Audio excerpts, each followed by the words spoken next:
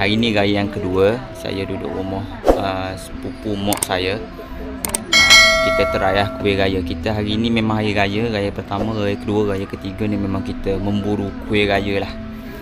Free. Siapa tak nak kuih raya free. So ini popiah.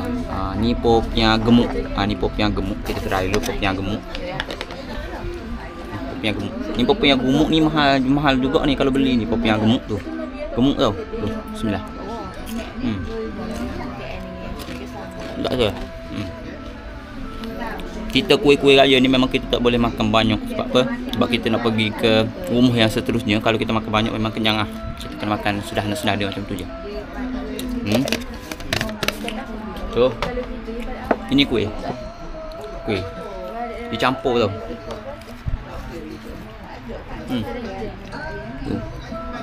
Kuih apa tak tahu, kita try. Dia bau dia macam bau tak nanas. Lebih kurang tak nanas bau dia. Dia kuih tak nanas, cuma dia beza bentuk sahaja.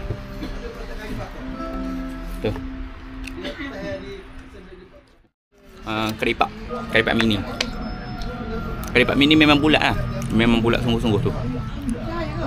Cantik tu. Bulat. Bukan keripak kosong tau. Bukan keripak oksigen. Tapi ada benda dah.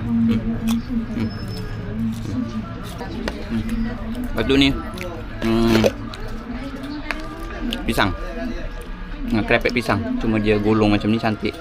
Dia gulung macam ni, cantik. Ya. Bangun.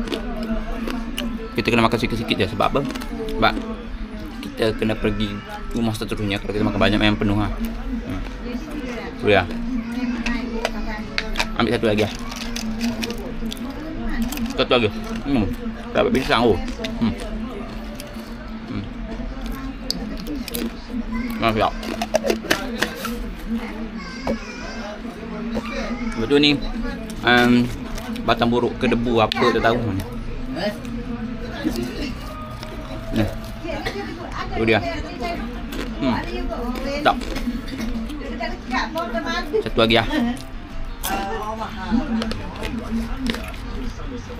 Betul. Ni. Krepek apa tak tahu. Panjang. Sekejap. Dia pedas-pedas. Memang rumah ni air sedap lah. Kalau Kelantan panggil air backwash, maksudnya air kenduri. Tu, air sedap. Okey, misi kita pergi ke rumah yang seterusnya lah. Memburu kuih raya. Okey. Duit raya tak dapat, so kuih raya je lah. Tu dia. Okey, jom.